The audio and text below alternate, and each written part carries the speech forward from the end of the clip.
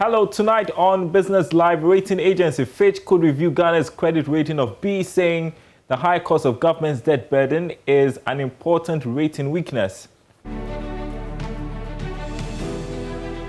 Also ahead, CEO of Budget Gabriel Okeowo will join us as his organization spearheads a project to track the use of COVID-19 expenditure here in Ghana. Meanwhile, banks are asking their regulator to extend COVID-19 reliefs to enable them lend to customers. There's more coming up in the next 30 minutes. Thanks for joining us. My name is Darryl Carr. Details right after this.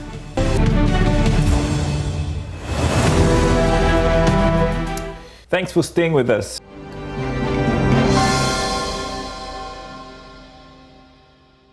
How efficiently COVID-19 funds are being used by government is going to be scrutinized by development partners in Africa. The Transparency and Accountability Project by Budget Ghana, with support from Send Ghana International, intends to promote transparency between government and the citizens. Joining us to speak about the essence of this project is CEO of Budget Foundation, Gabriel Okeowo. Thanks for your time tonight. First of all, tell us a little bit about the COVID-19 Transparency and Accountability Project and what you seek to achieve.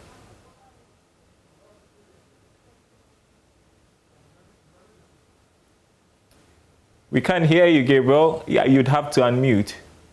Okay, thank you very much. I believe you can hear me now for the opportunity to be interviewed. And yes, we are embarking, we launched the project COVID-19 Transparency and Accountability Project just earlier on this week. And what necessitated that project is the fact that governments across Africa, and indeed not peculiar to Ghana, have all received some form of support in cash, in kind, from local partners, from international donors, from bilateral organizations to support in the response and the fight against COVID-19.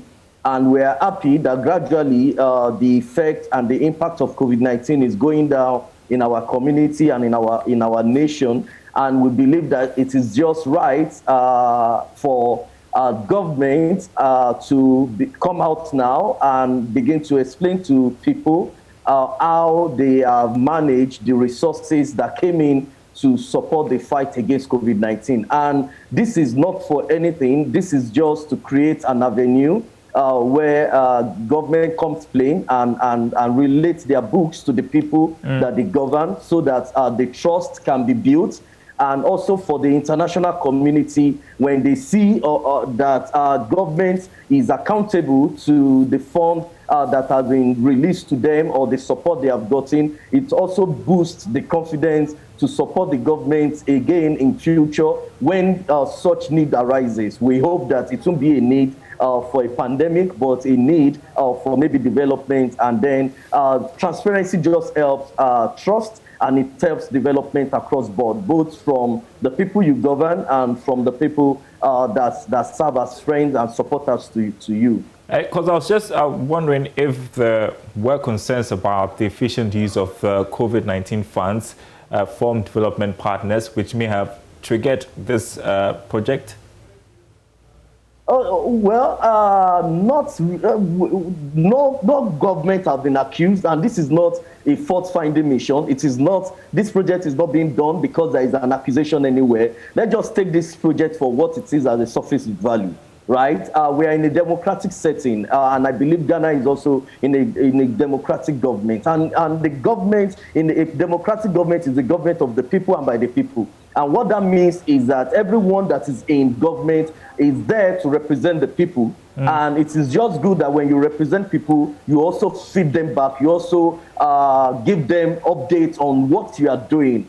We understand that the time that the effect of COVID was high, it might not be a good time as a then for government to begin to come out every day to explain that, oh, this is what we are doing. But now that the effect is going down and we are bouncing back gradually, it is just okay for government to open its book up to its people, and or better still, to even create a portal that can be a website where data and figures about COVID-19 expenditure is uploaded. Right. Citizens can go in there, development partners can go in there, civil society, media partners can go in there to draw those data and use it for whatever they want to use it for. And for the ordinary man on the street, it just gives them the boost that whatever government have done, they have used the resources judiciously, and they win the trust of the people. Okay, so whether or not there are accusations as to whether governments are spending the COVID-19 funds efficiently,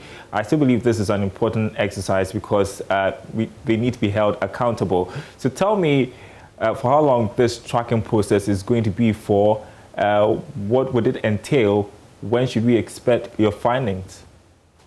Okay, thank you very much. So it is a 1 year long project, and this setup is being championed by Budget. Budget itself is a civic tech organization and other global partners like the Connected Development and that champions the Follow the Money initiative. So we say that we are following COVID money, and Global Integrity, which is a US-based organization. And this is not a project that is peculiar to Ghana. This project is happening in several other African countries: Nigeria, Sierra Leone, Liberia, Malawi, Kenya, and Cameroon at the same time. And we expect that this project will span till towards the end of this year. And basically, what we are going to be doing is to research into how much funds, both in budgetary allocation, in donations, both donations from in-country donation and donations from abroad, came in to fight COVID-19.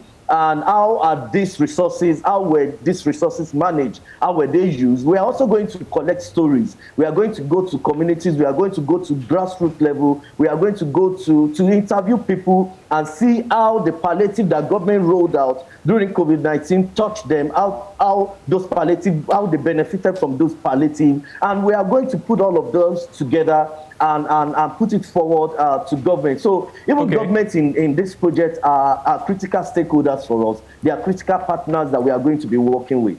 Okay, so worst case scenario, you find that a government has misused funds. What's going to happen next? Is it just to name and shame? How are they going to be held accountable, or you leave the citizens to judge?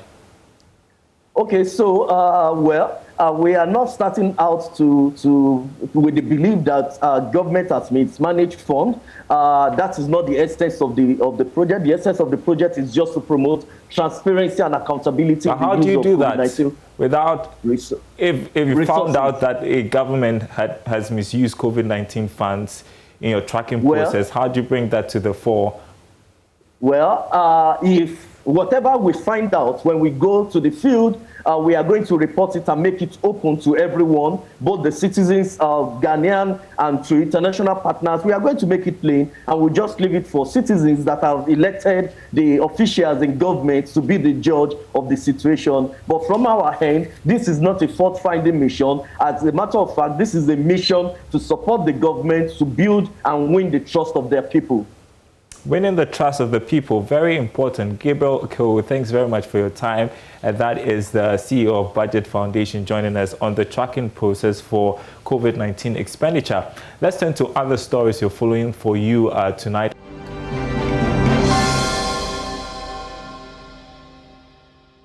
Our top story, rating agency Fitch could review Ghana's credit rating of B, saying the high cost of government's debt load is an important rating weakness. Now, this, it says, will continue to squeeze government's other spending priorities. Joy Business editor Charles Nixon Yabua breaks down the report from Fitch for us. Ghana's credit rating has come under scrutiny basically because of the high rising debt on the economy, and this is what Fitch Ratings has described as an important rating weakness, and clearly they are concerned about our fiscal economy, i.e. spending and revenue. Fitch claims that this is definitely going to affect some of the government spending priorities. So if you look into the 2021 budget, government clearly has outlined some measures to improve the fiscal economy. We won't see much project this year. It's going to be a continuity project. So existing project is what government is going to execute. It is doing this because it wants to be prudent in spending so that it will be able to raise enough revenue to close the financing gap. So this is the challenge that the nation is facing. Last October, Fitch affirmed our ability to borrow at B with a stable outlook. But looking at the situation presently, it appears that if we don't improve our fiscal economy within the next quarter, probably we might be downgraded, and that will not come as a good omen for the nation, because if we are downgraded, it means some investors will have some level of dissatisfaction with the Ghanaian economy, and that could lead to some disinvestment and also effect on our local currency, the Ghana cedi. Auditing and accounting firm KPMG believes the introduction of new tax measures and other levies in the 2021 budget statement are short-term measures to revive the economy. Analyzing the budget estimates, senior partner at KPMG, Anthony Sapon, said that though the taxes may bring some hardship to businesses, he expects government to be quick to withdraw them after the positive pickup of the economy. There's more in the following report. Government has introduced some new taxes in the 2021 budget for targeted areas like sanitation, COVID-19 related procurements and road infrastructure. Stakeholders, including the Association of Ghana Industries, have been reacting. They say the move will worsen the plight of businesses struggling to recover from the pandemic. After hours of deliberations on the economic policies, senior partner KPMG, Anthony Sapon, said the new measures must be for the short term.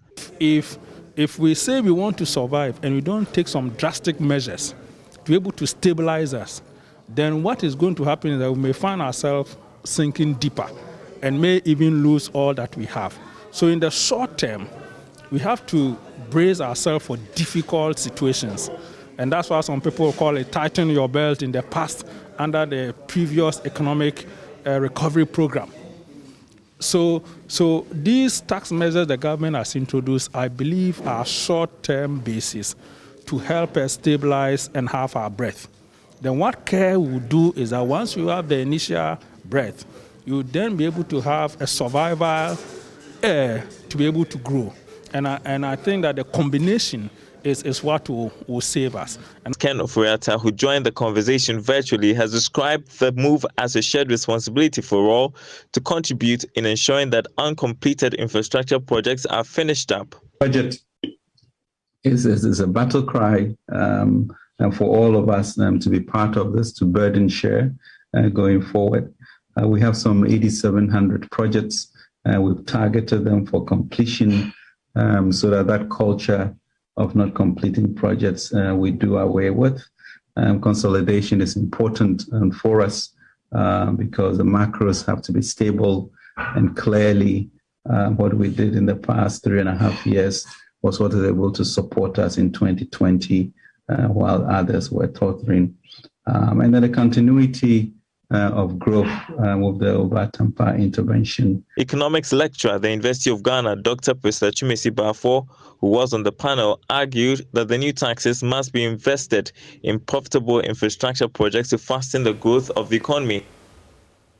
Meanwhile, the senior partner at KPMG, Anthony Sapon, has told Joy Business that the 100 billion cedi CARES program by government has the potential to support the growth targets in the 2021 budget and economic policy statement. 100 billion project that the government has put together over 3 to 4 years to support businesses and enterprises. And as you know, the COVID itself had a major devastating effect on businesses, first from the lockdown, second from supply of inputs, third working capital getting away, and a lot of businesses dwindle. So it's important that when COVID seems to be contained, there's a need to support businesses that would have lost their working capital, that would have lost their customer base, that would have lost their businesses to rebound back. And to do that will require such intervention from government. So I believe that the CARE program is one of the, the bold, relevant and appropriate initiative that government has put together to be able to bring back enterprises and also to help the economy recover. It's important to understand that what the CARE program is looking at is to stabilize businesses. So a component of it is say, if you had businesses that you've gone down, that you are losing the entire essence of the business, the CARE program component on stabilization will help you.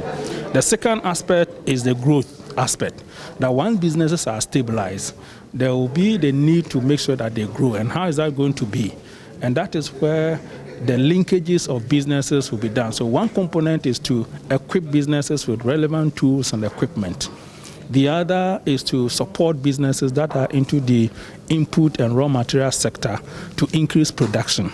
And then the third component also looking at light manufacturing, that we are not just going to be producers of raw materials, but we'll convert what we produce into finished or semi-products, packaging, and this within the context of the African intercontinental trade is also relevant, because if you're going to be able to take advantage of that trade and be able to increase our export to other African countries, then first, we need to be able to produce first the raw materials, second the finished goods, and we must also produce them to the level of quality and standard that will be acceptable and be able to compete in other countries while at the same time be competitively, pricing-wise, be acceptable. The Bank of Ghana is being urged to extend some relief banks are enjoying now as a result of the impact of COVID-19. This includes a reduction of the primary reserves of banks to 8% from 10%. The Managing Director of the Bank of Africa, Kobe Anda, tells Joy Business more regulatory relief will enable banks lend more to businesses. The reliefs I spoke about were more from the central bank, and some of them we are already enjoying. For example, the reduction in the provision for what we call OLEM accounts to 8%. We are already enjoying it. We are just hoping that it will be extended, because I think it was granted for a year. So we are hoping that it will be extended. We're also hoping that the relief the central bank gave us to reduce our primary reserve to 8% would also be extended. I think that has been done actually. I've seen correspondence from the central bank that has been extended, and we asked for an additional relief where it's the same on the primary reserve. What happens is for every deposit you take, you have to put a certain percentage in the central bank, almost like a security deposit in case something happens. I mean, and it's also for liquidity management. So at the moment, the primary reserve is only taken in CD. And therefore, if I borrow $1 from you, you come and put $1,000 in the bank. I have to go and take a depositor's 8% of their CD to reserve in the central bank. And therefore, it makes your dollar more expensive to me, because I have to borrow somebody's 8% to cover your primary reserve results, which we think if it's maintained in the same currency, if we can deposit, let's say dollar for dollar, CD for CD, it would free us of some CD that we can then lend on to the market. And you're watching Business Live. We have plenty more stories coming up. Do stay with us. We'll be right back.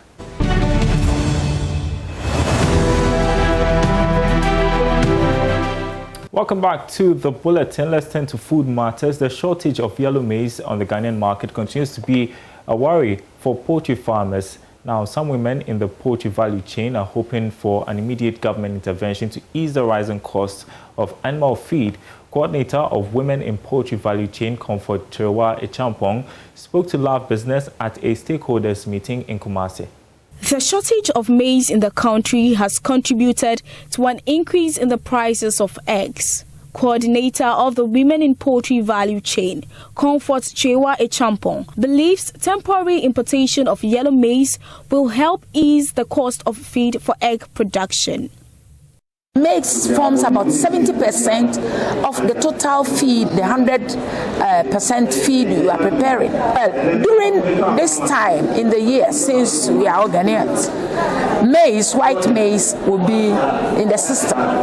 But normally around June, July, August, then we have the lean season. That is where maize gets scarce. But right from December up till now, maize is so expensive, and the farmers cannot cannot break even. And that is why they have no choice but to increase the price of the egg. The yellow maize is what is good for the feed, because the yellow maize will even give us the yellow yolk.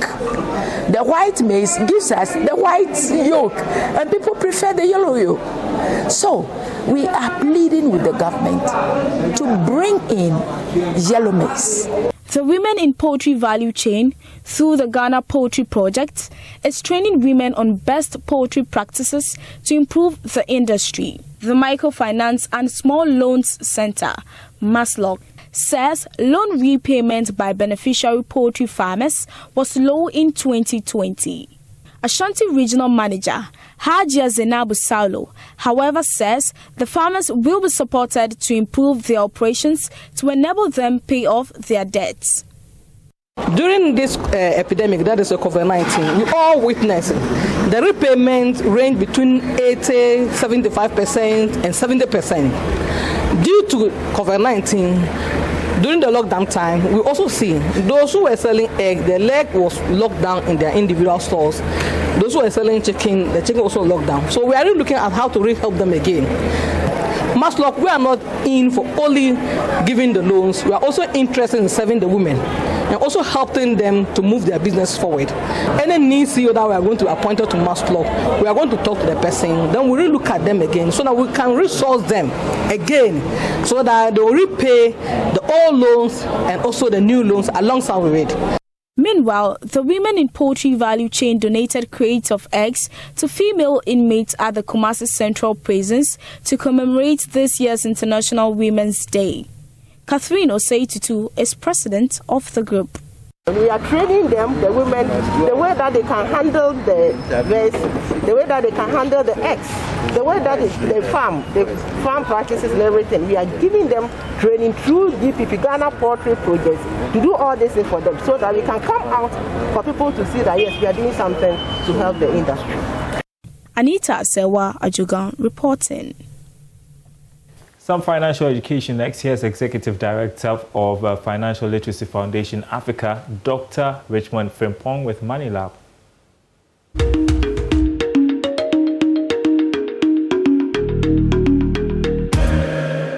On Money Lab today, we are rounding up on the insurance class, the basics we have been learning. Many people get very disappointed because the expectations of the earnings, supposedly in quote, or the coverage or whatever insurance policy they took is not as they expected. Please note that insurance is not investments, so to speak. That insurance policy you bought is not the same as that investment product you bought. In an investment product and a scenario, whatever you buy gives you the option of 3 different instances. Instance 1 is the money remains the same. Instance 2 is that maybe it falls below the principal. Instance 3, it rises above the funds you put there. In insurance, it is only just 2 different scenarios. Either a bad event that you are insuring against happens or nothing happens at all. But in insurance, if that bad incident does not happen, you don't expect to receive anything. Unless in some policies for diversification and for innovation's sake, they partner with some insurance companies and some other financial parties that will probably recoup or pay back some little amount. But you don't compare that to your investment account. So know the next time you insure that insurance is not the same as investment.